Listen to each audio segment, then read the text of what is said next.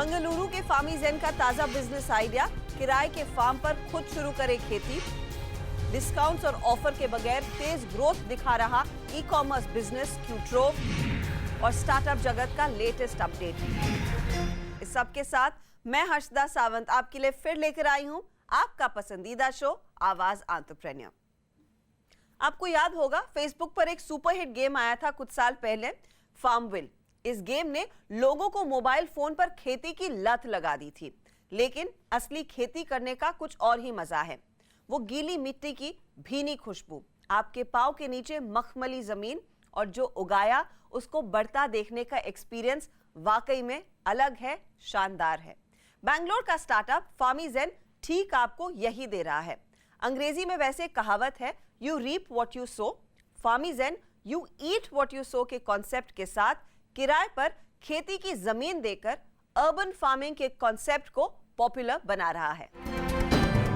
रोज मिलावटी खाना यानी स्लो पॉइजन है, जो धीरे धीरे खतरनाक बीमारियों के करीब हमें ले जा रहा है। ऐसे माहौल में मिनी फार्म के जरिए खुद की जरूरत के लिए खेती करने का आइडिया लेकर आया है बंगलुरु का स्टार्टअप फार्मीजेन। इस कॉन्सेप्ट से प्रभावित होकर राजुल अपने परिवार को सेहतमंद जिंदगी देने का फर्ज अदा कर रही है। हमने लीफी वेजिटेबल्स खाना बंद कर दिया था because they would have so much of pesticides. Now जो हर वीक हमें वेजिटेबल्स मिलते हैं और हम खुद भी लेके जाते हैं, तो we know it is safe, क्योंकि घर में इतनी जगह नहीं है कि आप कुछ उगा सको, कुछ एक्सपीरियंस कर सको। For my kid I wanted her to understand कैसे एक हर चीज़, एवरीथिंग कितनी मेहनत से उगता है, कैसे ग्रो होता है, कितना टाइम लगता है, उसका कितना ध्यान रखना पड़ता है। But at home we don't have so much place. Traditional farming, what we do, we'll put one monocrop, like one crop at one shot. We don't know whether we'll get the revenue from means back from the market. If the market rates are high, okay, no problem. Otherwise, whatever the initial amount we'll put in the farming technique, it will not come back to us. But in this case, there is a benefit for the farmer as well as customer also, because we'll have the satisfaction of that we are giving a very good food, quality food and pesticide free, chemical free food. That satisfaction we'll have, as well as there also and coming to the revenue case, every month some sort of amount will be receiving.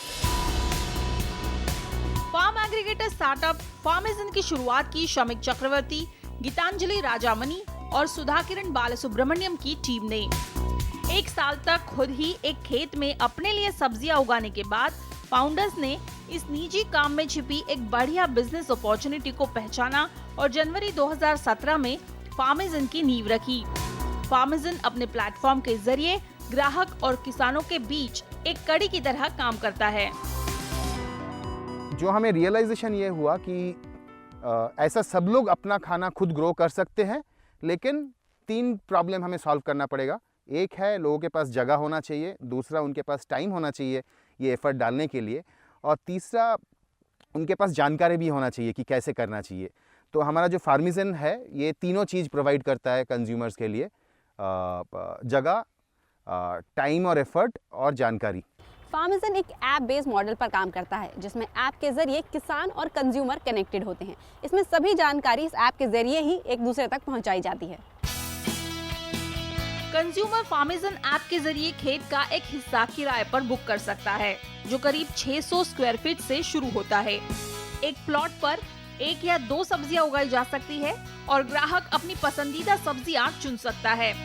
हालांकि सब्जियों का चुनाव मौसम और soil के हिसाब से करना होता है। इसमें ऐप पर मौजूद पैकेज तो मदद करते ही है, साथ ही ग्राहक सीधे किसानों की मदद भी ले सकते हैं। जैसे ही कोई ऐप पर खेत की बुकिंग और सब्जियों का चुनाव पूरा कर लेता है, ये सभी जानकारी किसानों की ऐप तक पहुंच जाती है। इसके जरिए किसान बुआई और फसल की तैयारी शुरू कर देता है। ग्राहक कभी भी अपने खेत का मुआयना कर सकते हैं, साथ ही किसान का हाथ भी बटा सकते हैं। फसल की कटाई होने पर सब्जियां हर हफ्ते सीधे ग्राहकों के घर डिलीवर कर दी जाती है। बहुत सारे कस्टमर्स को ये जानकारी नहीं होती है कि कौन से क्रॉप्स कितना क्रॉप कौन सा क्रॉप कितना उगा सकते हैं या कितने बेड्स में उगा सकते हैं। तो इसके लिए हम क्या करते हैं, एक स्टार्टर प्लान देते हैं कि कोई भी कस्टमर जो ज्वाइन करता है वो एक स्टार्टर प्लान या टेम्पलेट के हिसाब से चल सकता है। तो उसमें जो है हम करते हैं कि अगर 4 लीफी वेजिटेबल्स हो गए, 2 रूट वेजिटेबल्स हो गए, तो एक कॉम्बो के हिसाब से हम बनाते हैं और वो स्टार्टर प्लान लेके स्टार्ट कर सकते हैं। और यदि उनको कुछ सब्जियां चेंज करनी हो, शायद कोई करेला नहीं खाता हो, करेला निकाल के कुछ और डाल दे, तो ये भी होता है। और हम ऐप के द्वारा उनको सजेशंस भी देते हैं कि आपके ये बेस्ट है, इस टाइम पे ये अच्छा ग्रो होगा तो आप ये डाल सकते हैं, या आपका ये ख़त्म हो रहा है, आपका बेड ख़त्म हो रहा है, आपको कुछ और डालना चाहिए। तो इस हिसाब से सजेशंस भी मिलता है। फार्मेजन ग्राहकों से सब्सक्रिप्शन फीस चार्ज करता है और इसी के जरिए रेवेन्यू भी कमाता है। फिलहाल फार्मेजन करीब 1500 ग्राहकों को अपने साथ जोड़ 40 लाख प्रति महीने का रेवेन्यू कमा रहा है। हर महीने 10 से 15% की ग्रोथ के साथ आगे बढ़ रहा ये स्टार्टअप फिलहाल बंगलुरु, हैदराबाद और सूरत जैसे शहरों में 23 खेतों में काम कर रहा है। 40 एकड़ जमीन पर खेती करने वाले फार्मेजन के लिए किसान इस बिजनेस मॉडल का एक जरूरी हिस्सा है। कंपनी इनके साथ रेवेन्यू शेयरिंग बेसिस पर काम करती है। हम लोग एक फार्मिंग कंपनी है, लेकिन हमारे पास अपना फार्म एक भी नहीं है। हम लोग फार्मर्स के साथ पार्टनर करते हैं, उनका और रिस्पॉन्सिबिलिटीज़ डिवाइड करते हैं। फार्मर्स का रिस्पॉन्सिबिलिटी है लैंड है, लेबर है, पानी है, इलेक्ट्रिसिटी है, प्रोडक्शन उनका रिस्पॉन्सिबिलिटी है। हमारा रिस्पॉन्सिबिलिटी है technology, marketing, customer service, delivery जो लास्ट माइल डिलीवरी होता है, और फिर फाइनली ऑल द इनपुट्स। तो उनको जो बीज चाहिए, सीड्स, सैपलिंग्स, जो पेस्ट रिपेलेंट्स चाहिए, ये सब हम लोग प्रोवाइड करते हैं। और इस जो हमारा बिजनेस मॉडल है उसमें हम लोग रेवेन्यू शेयर करते हैं। क्योंकि फार्मेजन खेत खरीदने के बजाय सिर्फ एक फार्म एग्रीगेटर की तरह काम करता है, इसलिए कंपनी को शुरुआत में भारी निवेश की जरूरत नहीं पड़ी। कुछ एंजल इन्वेस्टर्स और वेंचर नेटवर्क के जरिए फार्मेजन ने $3 लाख का सीड फंड जुटाया, जिसका इस्तेमाल कंपनी ने ऐप बेस्ड टेक्नोलॉजी डेवलपमेंट और टीम बिल्डिंग में किया। इस अनोखे कॉन्सेप्ट के साथ शुरू हुए स्टार्टअप को कई चुनौतियों का सामना भी करना पड़ा। फार्मेजन के लिए शुरुआती चुनौतियों में सबसे बड़ी चुनौती रही सप्लाई मेंटेन करना, जहां ग्राहकों को ढूंढने में तो कोई परेशानी नहीं हुई, लेकिन बढ़ते ग्राहकों के साथ बढ़ती डिमांड को पूरा करने में काफी मशक्कत लगी। जहां एक फार्म के सेटअप में ही वक्त लग जाता है, वही बेहद तेजी से बढ़ते ग्राहकों के लिए खेत तलाशना और रिसोर्सेज इकट्ठे करना कंपनी के लिए भारी पड़ रहा है। लेकिन स्टार्टअप के पॉपुलर होते ही बिजनेस मॉडल के साथ ये परेशानी भी हल हो गई और अब कंपनी आने वाले हर चैलेंज के लिए नई सीख ले रही है। सारे सीजन्स में सारे वेजिटेबल्स, सारे सब्जियां ग्रो नहीं होते हैं, तो वो एक तरह से प्लान करना और वो जो है वो सीख रहे हैं, वो एवरी मंथ वो सीख रहे हैं और वो चेंजेस हम ऐप में भी कर रहे हैं। तीसरा चैलेंज है, क्योंकि हम सब कुछ ऑर्गेनिकली कर रहे हैं, तो काफ़ी पेस्ट हो सकते हैं या डिजीज़ या इंसेक्ट्स हो सकते हैं। जो नॉर्मल कन्वेंशनल एग्रीकल्चर है उसमें पेस्टिसाइड्स या केमिकल्स भरपूर यूज़ होता है और उसमें आपके पेस्ट जो है मर जाते हैं। लेकिन यहाँ पे जब हम ऑर्गेनिकली कर रहे हैं कोई भी चीज़, तो हम ये सब यूज़ नहीं कर सकते। तो हम और जो नेचुरल पेस्टिसाइड्स है वो यूज़ करते हैं। जैसे हम नीम का तेल लेके, नीम पेस्टिसाइड, वो वाला नीम ऑयल जो है पेस्टिसाइड के तौर पे यूज़ करते हैं। हम दशपर्णी कषायम्स यूज़ करते हैं। फार्मेजन के विस्तार के लिए फाउंडर्स अब चेन्नई, पुणे, मुंबई और दिल्ली NCR पर नजर बनाए हुए हैं। कंपनी अगले 2 साल में 1 लाख ग्राहकों को फार्म फ्रेश सब्जियां पहुंचाने का लक्ष्य रखती है और अपने रेवेन्यू को 300 करोड़ के आंकड़े तक पहुंचाना चाहती है। हेल्दी ऑल्टरनेटिव और ऑर्गेनिक फूड के बढ़ते चलन के साथ फार्मेजन समेत क्रोफार्म, वेकुल फूड्स, ऑर्गेनिक मट्टी जैसे स्टार्टअप्स के लिए फ्यूचर ब्राइट है। साथ ही ऐसे स्टार्टअप्स किसानों के साथ मिलकर उन्हें रोजगार का नया जरिया भी दे रहे हैं। यहाँ लेंगे एक छोटा ब्रेक। आप बने रहिए CNBC आवाज के साथ। Welcome back. आप देख रहे हैं आवाज एंटरप्रेन्योर CNBC आवाज पर। ई-कॉमर्स बिजनेस की भीड़ में खुद को अलग साबित करने की होड़ मची है, लेकिन यूनिकनेस के चक्कर में सस्टेनेबिलिटी पीछे छूट जाती है। क्यूरेटेड प्रोडक्ट का मार्केट प्लेस क्यूट्रोव न सिर्फ लंबी रेस का घोड़ा बनने का दावा कर रहा है, बल्कि खुद को साबित भी कर रहा है। जानते हैं छोटे कारोबारियों को प्लेटफॉर्म दे रहे इस ई कॉमर्स की बिजनेस जर्नी।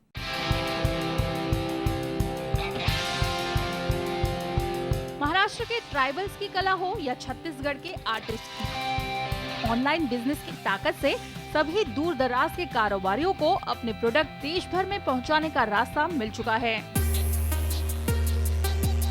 लेकिन ऑनलाइन की भीड़ अब काफी बढ़ चुकी है। इसी के चलते ग्राहकों को चुनिंदा प्रोडक्ट्स ऑफर करने वाले बिजनेसेस पैदा हुए, जैसे बेंगलुरु का स्टार्टअप Qtro.com।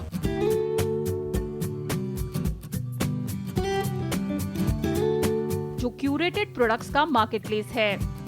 कंपनी देश भर के छोटे कारोबारियों से फ्रेश बेकरी प्रोडक्ट से हैंडमेड सोप्स जैसे नॉन मास प्रोड्यूस्ड आइटम्स को बेचती है।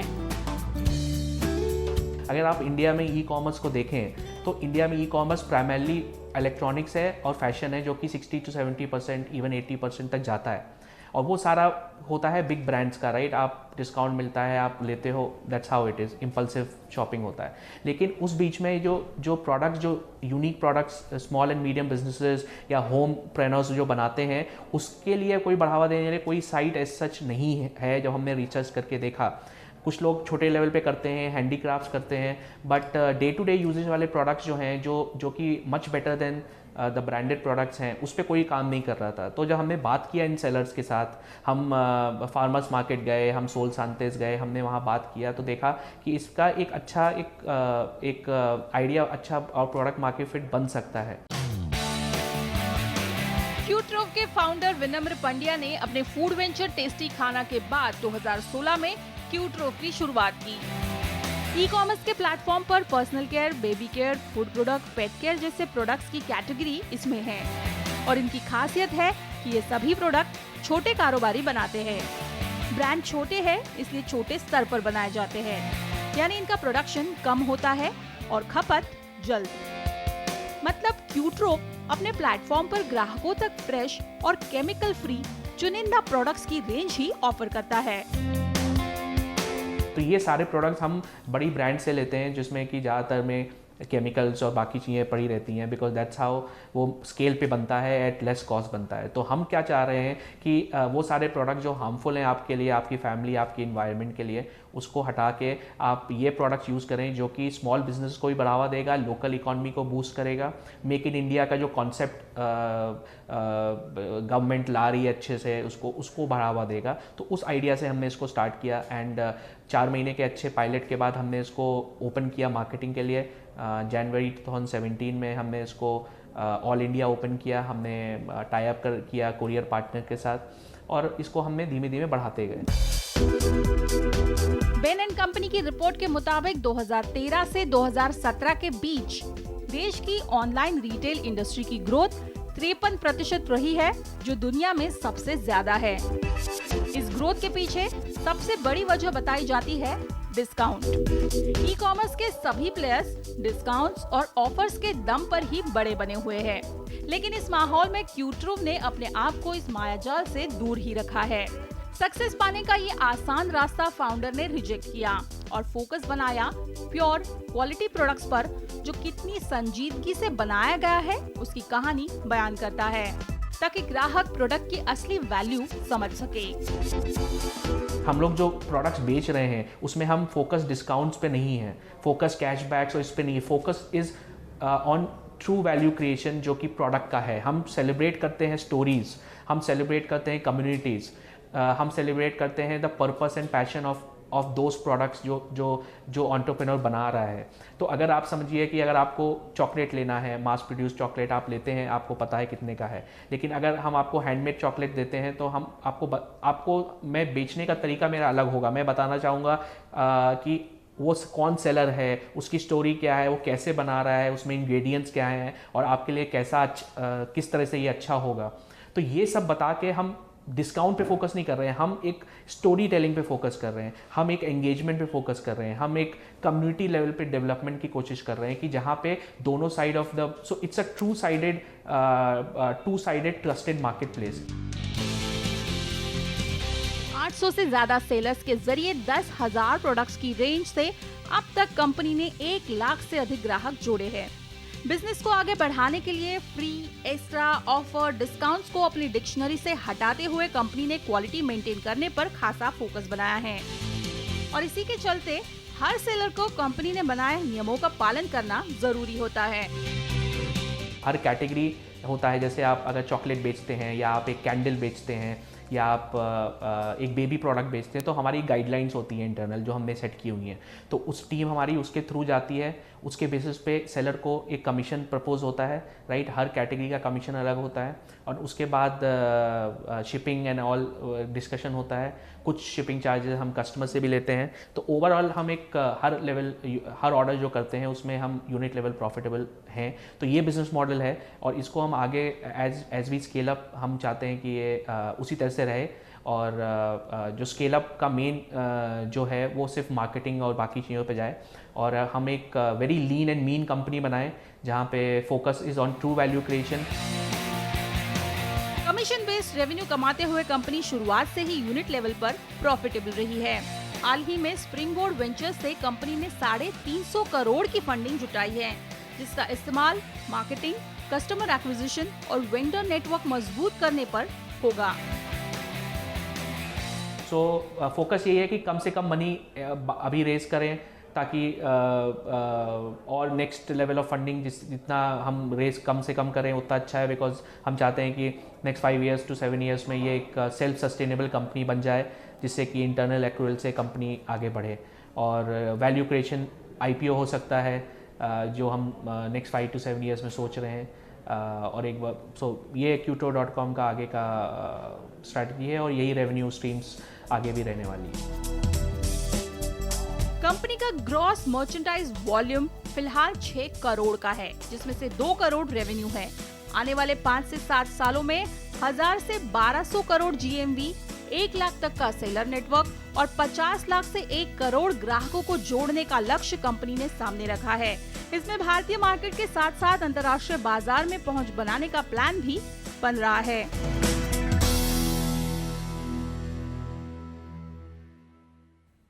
यहाँ लेंगे एक छोटा ब्रेक, लेकिन ब्रेक के बाद देखिए इस हफ्ते की सभी बड़ी स्टार्टअप खबरें। आप देख रहे हैं आवाज एंटरप्रेन्योर और अब नजर डाल लेते हैं इस हफ्ते की बड़ी स्टार्टअप खबरों पर। किसान ऑर्गेनाइजेशंस, कम्युनिटी बेस्ड ऑर्गेनाइजेशंस और एग्रीकल्चर एंटरप्राइजेस को लोन मुहैया करने वाली चेन्नई की non banking financial company Samunnati ने 5 मिलियन यानी करीब 35 करोड़ की debt funding Dutch development bank FMO से जुटाई है। कंपनी ने ये फंड नॉन कन्वर्टेबल डिबेंचर्स के जरिए जुटाया है। कंपनी इस फंड का इस्तेमाल छोटे किसानों के ऑर्गेनाइजेशंस को सपोर्ट करने और एग्रीकल्चर एंटरप्राइजेस के वर्किंग कैपिटल की जरूरतों को पूरा करने के लिए करेगी। फिलहाल कंपनी की पहुंच 14 राज्यों में है और 1400 करोड़ के लोन अब तक कंपनी डिसबर्स कर चुकी है। कंपनी नॉन फाइनेंशियल सर्विसेज जैसे मार्केट लिंकेज, एडवाइजरी और ट्रेड सर्विसेज मुहैया करती है।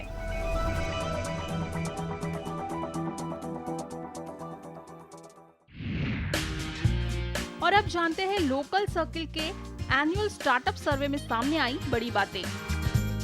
तो फिलहाल स्टार्टअप्स के लिए जो सबसे बड़ी प्रॉब्लम है, जो 2018 में भी उन्हें आ रही थी और 2019 में भी जारी है, तो वो है जो एंजल टैक्स को लेकर उन्हें बार बार नोटिस भेजे जा रहे हैं। इस सर्वे में भी 32% जो स्टार्टअप्स हैं उनको एक से ज़्यादा बार ये टैक्स नोटिस भेजा गया है, जिससे वो काफ़ी परेशान है।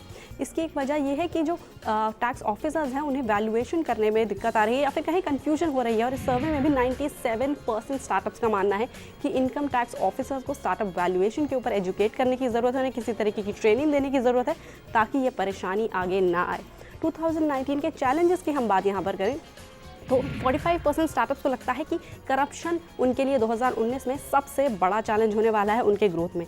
इसके बाद 37% स्टार्टअप्स को लगता है कि जो फंडिंग जुटाना है वो उनके लिए दूसरा बड़ा चैलेंज होगा यहाँ पर। बाकी अगर हम बात करें कि जो स्टार्टअप्स हैं वो थोड़े नाराज़ भी हैं, हम बात करें स्टार्टअप इंडिया मिशन की, तो क्योंकि 82% स्टार्टअप्स का मानना है कि उन्हें इस स्कीम का, इस प्रोग्राम का फ़ायदा नहीं हुआ है। काफ़ी पॉपुलर इस स्कीम को किया गया था, लेकिन उसके बावजूद भी उन्हें कुछ खास मदद यहाँ पर नहीं मिली है। स्टेट एनवायरनमेंट की बात करूँ स्टार्टअप के लिए, तो हालांकि मेजॉरिटी का मानना है कि कुछ खास बदलाव यहाँ पर नहीं आया है उसको लेकर। लेकिन उसके बाद 33% स्टार्टअप्स का मानना है कि 2018 के बाद यहाँ पर 2018 में काफ़ी डिफ़िकल्ट हो गया है पहले के मुकाबले बिजनेस करना। वहीं 14% स्टार्टअप को लगता है कि कुछ फ़ायदा हुआ है, यहाँ पर कुछ बदलाव आया है और इनसे उनको फ़ायदा हो रहा है बिजनेस करने में। जीएसटी की हम बात करें, जो एक रेवोल्यूशन कहा जा रहा था टैक्स के पूरे फॉर्मेट में, तो यहाँ पर 44% स्टार्टअप्स का मानना है कि उन्हें जीएसटी के आने से नुकसान हुआ है। वहीं 35% स्टार्टअप्स कहते हैं कि उन्हें जीएसटी के आने के बाद फ़ायदा हुआ है। खैर, ये तो 2018 में क्या प्रॉब्लम्स थी और किस तरीके से काम किया है उसकी बात हुई। अब 2019 की मैं बात करूँ तो यहाँ पर ओवरऑल जो फ्यूचर है वो ब्राइट नज़र आ रहा है। 71% यहाँ पर स्टार्टअप्स मानते हैं कि वो 2019 में अपने बिजनेस को ग्रोथ की तरफ देखेंगे और उसी पर प्लान भी कर रहे हैं। लेकिन इसका एक डाउन साइड भी है, वो ये है कि जो स्टार्टअप्स बंद होने का आंकड़ा है वो भी बढ़ेगा 2019 में, ऐसा ही बताया जा रहा है। जहां 2018 में ये आंकड़ा 11% था, वहीं 2019 में ये बढ़कर 24% भी हो सकता है। तो ये कुछ आउटलुक है 2019 का स्टार्टअप्स के लिए। इसी के साथ आवाज एंटरप्रेन्योर में इस हफ्ते इतना ही। आपको हमारा शो कैसा लगा ये हमें जरूर बताएं। आप हमसे संपर्क में रह सकते हैं फेसबुक पर और साथ ही मुझे ट्विटर पर जरूर फॉलो करें @AE ये है मेरा ट्विटर हैंडल। अगले हफ्ते फिर मुलाकात होगी कुछ ऐसे ही यूनिक बिजनेस आइडियाज के साथ।